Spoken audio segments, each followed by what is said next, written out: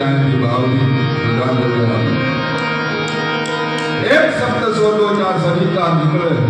અને કૂવો ખોદો જ્યાં સરિતા નીકળે આવો અલગ છે દાસી રાજ કે જ્યાં મહાભારત વાવો અને પાછી ગીતા નીકળે